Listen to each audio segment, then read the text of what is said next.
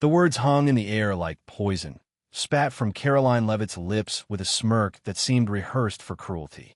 The audience froze. For a moment, it was as if time itself refused to move forward. Camera shutters clicked like thunder, capturing every flicker of arrogance in her expression, every twitch of satisfaction in her grin. The silence that followed was not empty. It was heavy, suffocating, a silence that carried centuries of prejudice, generations of whispered slurs, and the weight of a question too many Americans have been forced to answer. Do you belong here? Gasps rippled through the crowd, some too stunned to speak, others whispering under their breath. It was not just an insult to one man. It was a blade swung at millions, at every immigrant who ever dared to dream, at every family that crossed oceans for the promise of a better life, at every child who grew up balancing two worlds only to be told they would never truly be American. Leavitt's smirk widened, as though she had landed the final blow. She leaned back, confident that her words would stand unchallenged, that the sting of her insult would settle deep into the air and choke out whatever came next. But the cameras caught something else. They caught Kash Patel. He did not flinch. His eyes, calm and unblinking, seemed to take in the weight of the insult and measure it carefully, almost as if he had heard it before, perhaps 1,000 times before, but this time would be different. The audience could sense it too. Murmurs began to swell, an anticipation that cut through the tension. What would he do? Would he falter? Would he lash out?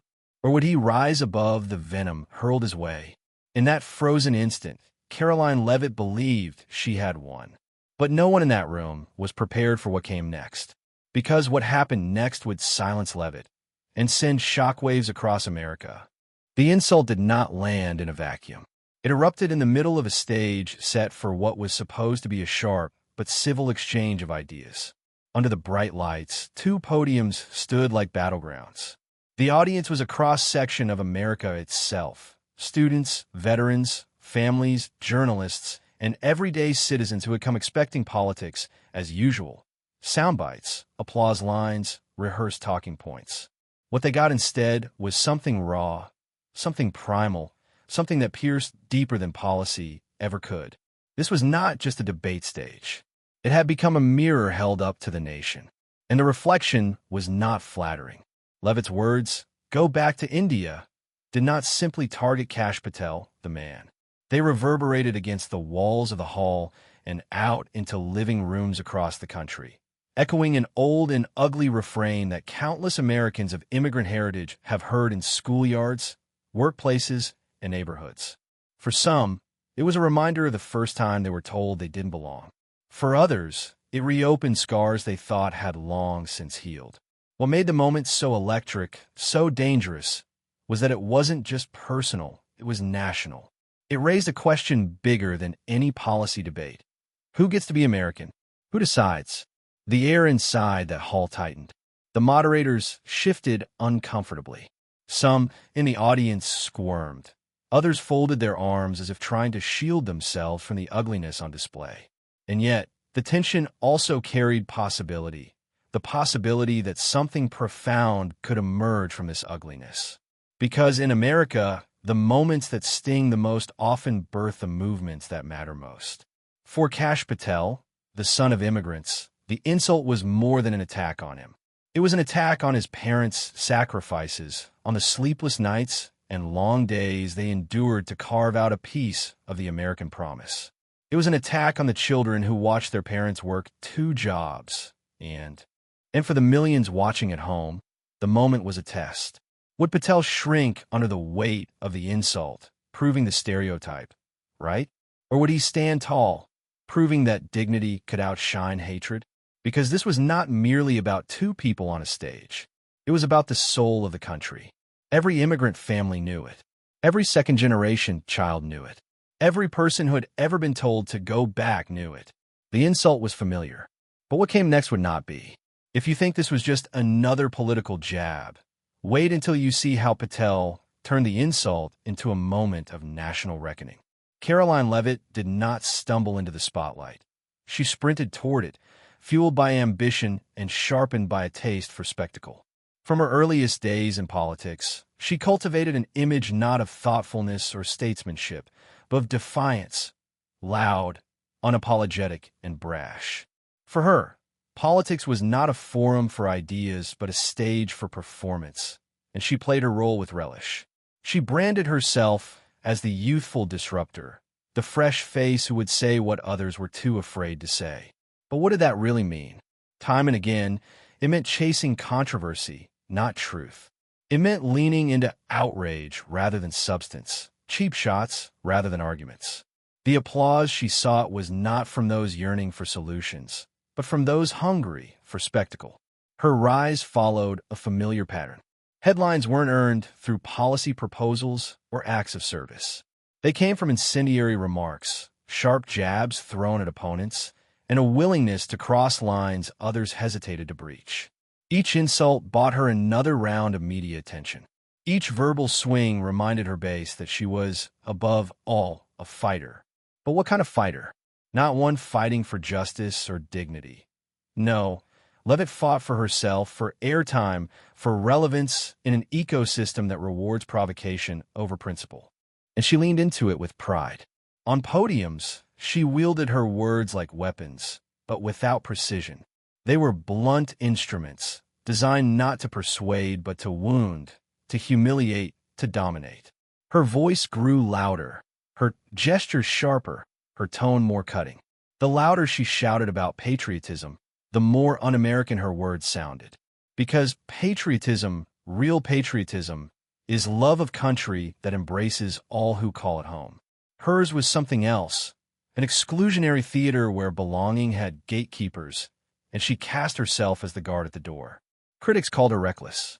Supporters called her fearless. But beneath both descriptions was the same truth. She thrived on attention, and attention thrives on conflict. In every insult, every provocation, she saw not a risk but an opportunity. If people gasped, she won. If people raged, she won. In her mind, any reaction was proof of relevance, and relevance was the only currency that mattered. Yet, arrogance has a way of blinding even the shrewdest performers. The stage that built her also set her up for a fall. Because when every word you speak is sharpened to cut, eventually one will cut too deep. When every stance you take is about belittling others, eventually one opponent will refuse to shrink. And when your entire persona is built on the illusion of strength, it only takes one moment of exposure to reveal the weakness beneath. That is what made her insult to Kash Patel so consequential. It was not just another cheap shot. It was not just another headline-hunting jab. It was a line that revealed too much about her disdain, about her entitlement, about the limits of her understanding of what America truly is. The audience saw it. The cameras captured it. And Patel, calm and unshaken, embodied everything her words were not. Leavitt believed she was untouchable. She believed she could swing the same old weapon and win again. But arrogance has a way of writing its own ending. And her ending, in that MO, Kash grew up watching his parents work impossible schedules. His father took on jobs that demanded long nights, his mother balancing family and endless responsibilities. There was no glamour in it, but there was dignity. They taught him that dignity is not what others give you. It's what you hold on to when others try to take it away. As a student, Patel was underestimated. Teachers often overlooked him, classmates sometimes mocked him, and authority figures doubted him. He wasn't loud.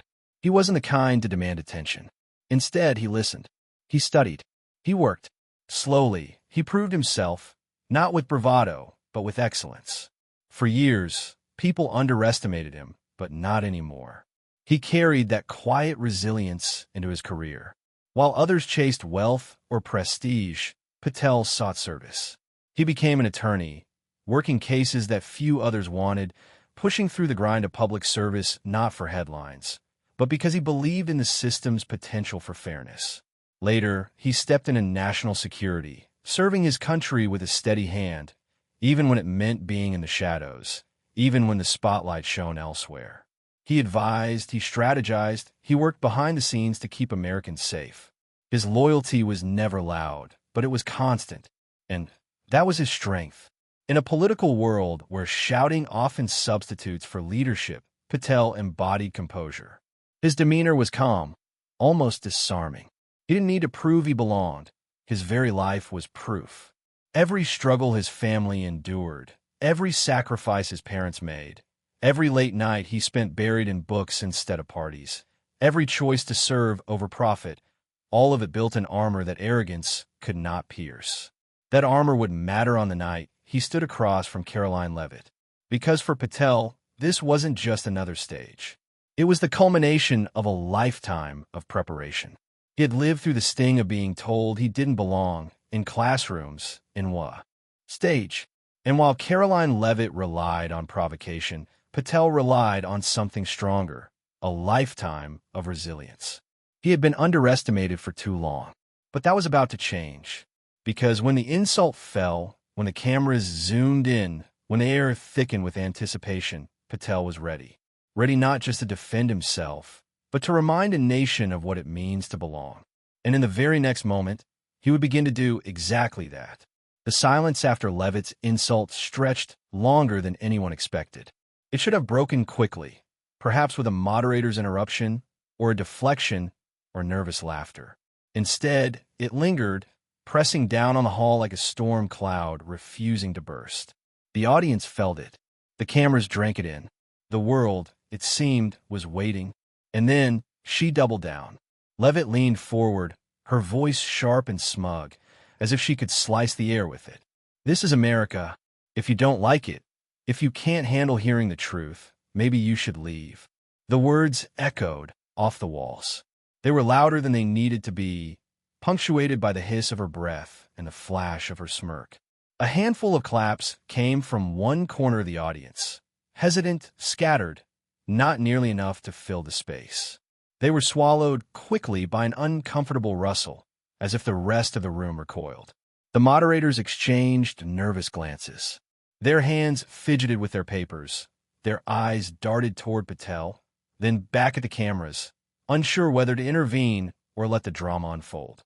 Journalists in the press row scribbled furiously, sensing that this was no longer an ordinary exchange of ideas, but the birth of a headline that would travel the nation.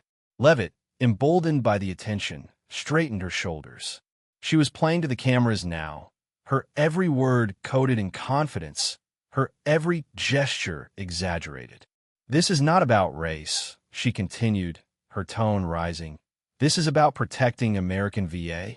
The jab landed like a stone tossed into a lake. Ripples of unease spread through the audience. Some shifted in their seats, others shook their heads, and still others sat perfectly still, waiting for the inevitable response. The atmosphere grew taut, as if stretched on a wire that could snap at any moment. Through it all, Patel did not move. He stood behind his podium, hands resting lightly, his posture unbroken. His expression was not anger, not even irritation. It was calm, eerily calm. His eyes followed Leavitt with quiet steadiness, as though he were observing, studying, calculating. That composure unsettled her more than any outburst ever could have. She expected fire. She expected defensiveness. She expected him to stumble. Instead, she faced a silence that felt immovable, a silence that exposed her noise for what it was. The cameras zoomed in, magnifying every detail. The beads of sweat beginning to collect at her temple, the tightening of her jaw, the smirk that faltered just slightly. The producers in the control room surely knew they had captured lightning. The villain at the height of her arrogance, the hero poised in stillness, the country holding its breath. The murmurs grew louder now, voices from the audience clashing with each other. Some shouted in protest, others muttered angrily, but the tension was undeniable. The room was no longer neutral ground. It was a stage for something larger, something symbolic. And everyone sensed the turn that was coming. Leavitt spoke again, but her words no longer carried the same sting. They seemed desperate now, repetitive, echoing off walls that refused to give them back. Her confidence teetered. For the first time, she seemed to realize that the silence across from her was not weakness. It was strength. Patel's stillness had become the most powerful presence in the room. His calm was louder than her insults, his patience heavier than her bravado. Every second he stayed quiet, the anticipation mounted. Every breath he took, the suspense thickened. The cameras fixed on him now, waiting for movement, waiting for sound. And then he leaned into the microphone. Kash Patel leaned forward, the microphone catching the measured inhale before he spoke. His voice, when it came, was not raised, not sharp, not fueled by anger. It was calm, steady, deliberately controlled. And in that control was a power that instantly shifted the room. "You tell me to go back to India," he began, his eyes fixed on Leavitt, his tone cutting not with volume, but with clarity. "But let me tell you about my America." The words landed like a spark. The audience stirred, leaning in, their anticipation turning into rapt attention. Some murmured, already sensing that the tide of the evening was turning. The calmness in Patel's voice only amplified the weight of his rebuttal. "My America," he continued, "is the America where my parents arrived with nothing but hope in their pockets. They worked long hours, endured long nights, and still found the strength to tell me that this country was worth every sacrifice. They didn't ask for handouts. They didn't demand shortcuts. They gave more than they ever received because they believed in the promise of this land." Scattered applause began to rise, quickly hushed by others eager to catch every word. Patel didn't pause for long, just enough to let the rhythm of his sentences build. "My America is the one where a kid who was mocked for his skin color in school could grow up to serve in the highest levels of government. Where my parents' accent was mocked, but their values of hard work, respect, and love for this country shaped me into the man I am today. Where every insult we endured was just another reason to prove we belonged here." Leavitt shifted in her stance. The smirk that had defined her a moment earlier was gone, replaced by a tight-lipped frown. Her eyes flickered toward the moderators, as if searching for an escape hatch. But there was none. She had lit the fire, and now Patel was burning brighter than she could contain. He pressed forward. "You tell me to go back. But let me tell you something, Ms. Leavitt. I am back. I'm back here every day, serving, working, defending this country in ways you will never understand. I've been in the rooms where decisions were made to protect American lives. I've carried the responsibility of keeping our nation safe, not because of where my parents came from, but because of what I believe America can be." The crowd erupted, applause, cheers, shouts of approval. Even those who had stayed silent until now found themselves caught in the surge of emotion. Patel raised his hand gently, quieting the noise with a gesture that seemed almost pastoral. He wanted silence again, not because he feared the noise, but because he knew silence would make his next words thunder louder.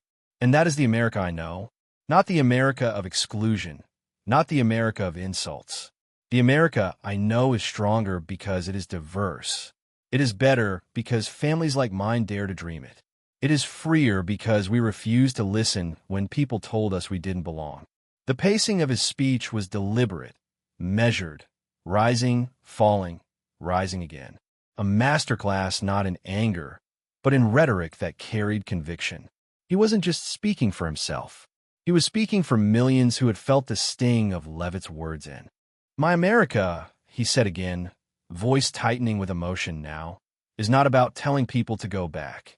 It's about moving forward.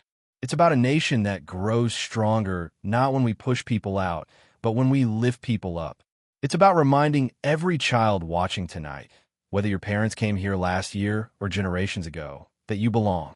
The audience was on its feet now, clapping, shouting, whistling.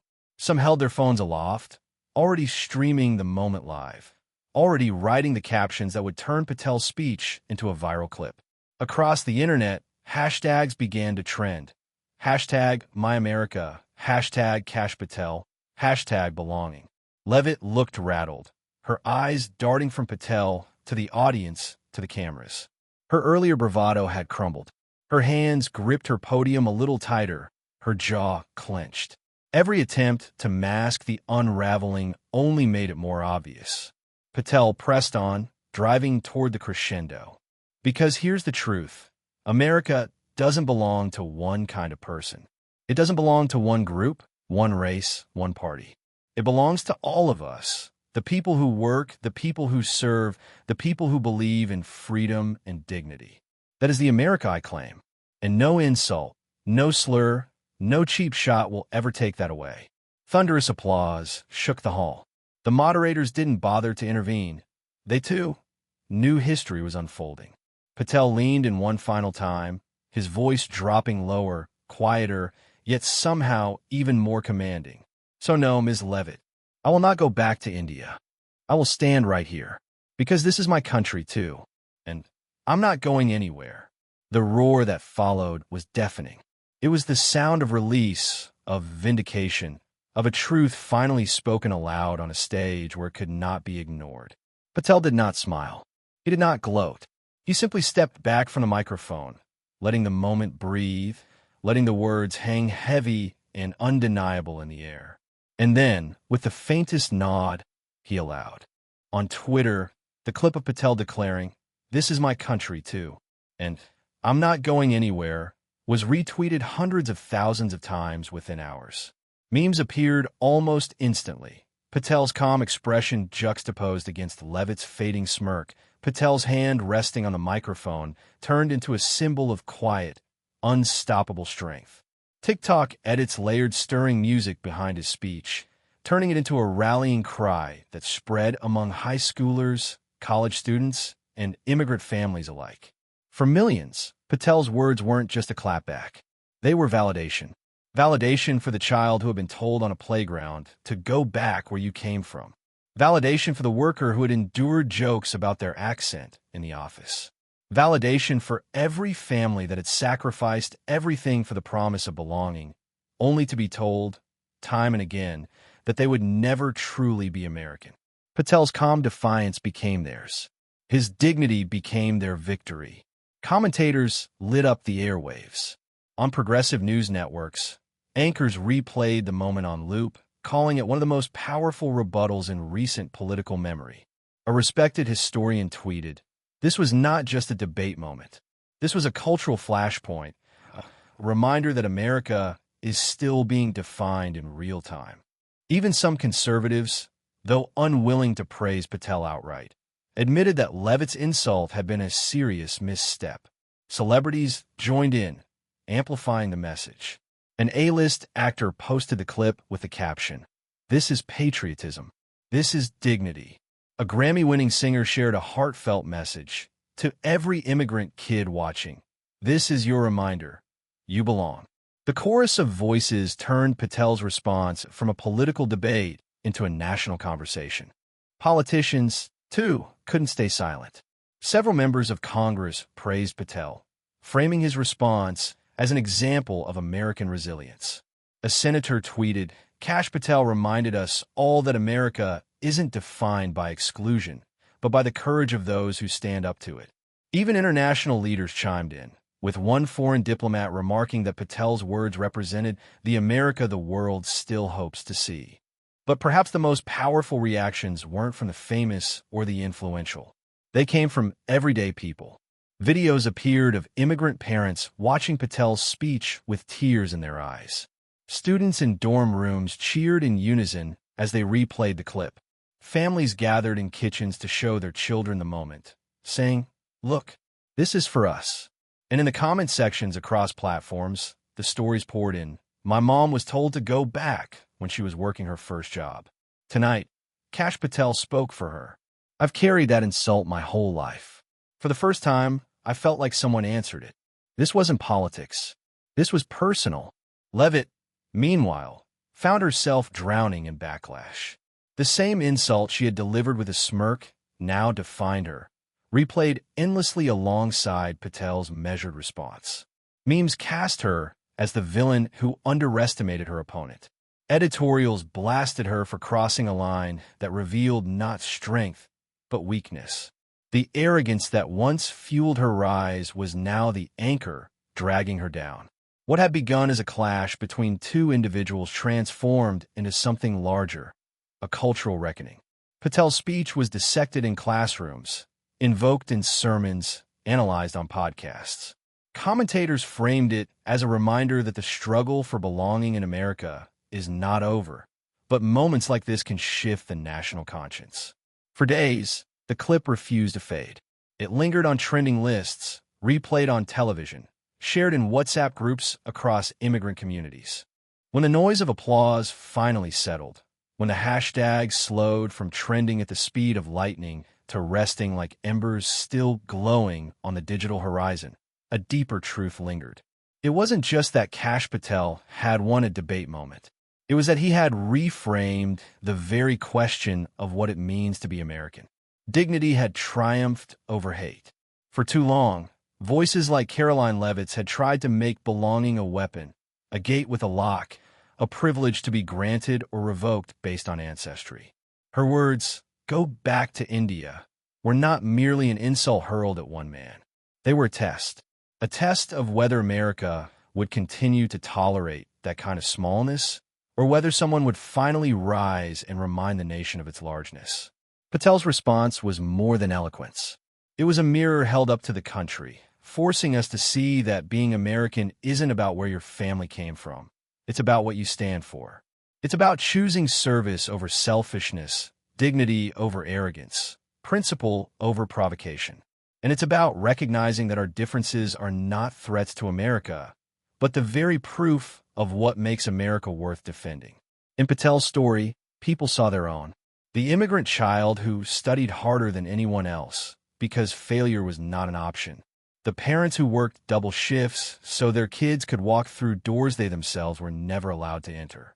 The families who endured the sting of being told they didn't belong, only to answer by digging deeper roots and building stronger communities. His journey was not just personal, it was universal. It spoke to every soldier who fought for a country that didn't always see them as equal. To every teacher who carried an accent into classrooms filled with doubt. To every nurse, every driver, every worker whose hands built America brick by brick, but who was still asked, "Where are you really from?" Patel's words turned that question on its head. They reminded us that the real measure of Americanness is not ancestry, it is commitment.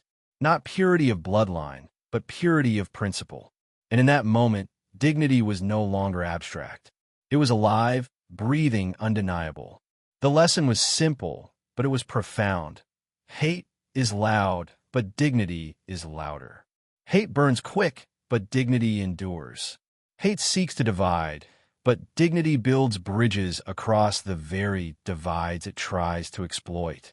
That night, millions felt taller. Millions felt seen. They felt that Patel had not simply defended himself. He had defended them. He had stood up for every child still grappling with belonging, every family still holding onto the fragile hope that America truly has room for them. His words became a shield they could carry forward, a reminder that dignity is not weakness but strength, and that true patriotism is not an exclusion but an embrace. And that was the crescendo of the moment. Not just that Patel silenced a heckler on a stage, but that he gave voice to a truth America desperately needed to hear. We belong. All of us. Not because someone allows it, but because America's promise demands it. When people replayed the clip, they didn't just hear Patel. They heard themselves. They heard their parents. They heard their children. They heard the voice of an America that refuses to be small, refuses to be mean, refuses to surrender to division. And in that recognition, something powerful stirred. Because sometimes one moment of dignity can spark a movement. Karoline Leavitt thought she had delivered the final blow with a single insult, "Go back to India." But what followed was a moment so powerful, so unshakable, that it did the opposite. It did not diminish Kash Patel. It elevated him. It revealed the smallness of arrogance and the immensity of dignity. Her words were meant to silence. Instead, Patel's calm, unflinching response became a megaphone for millions. In that instant, America saw the truth. Arrogance shouts, but dignity speaks louder. Hate sneers, but dignity inspires. One insult crumbled in seconds. Patel's answer will echo for years. And this is where we must pause, not just to replay a debate clip, but to carry its meaning forward. Because Patel's response was not his alone. It belonged to every immigrant who has ever been told they don't belong. It belonged to every American who understands that patriotism is measured not by ancestry, but by courage and principle. If you believe in standing tall against hate, if you believe that dignity is the real strength of this nation, then share this story. Tell it again and again. Be part of the movement that says America's promise belongs to all of us, not in whispers, but in a chorus too loud to ignore. Because sometimes the quietest voices deliver the loudest truths. And when they do, it changes everything.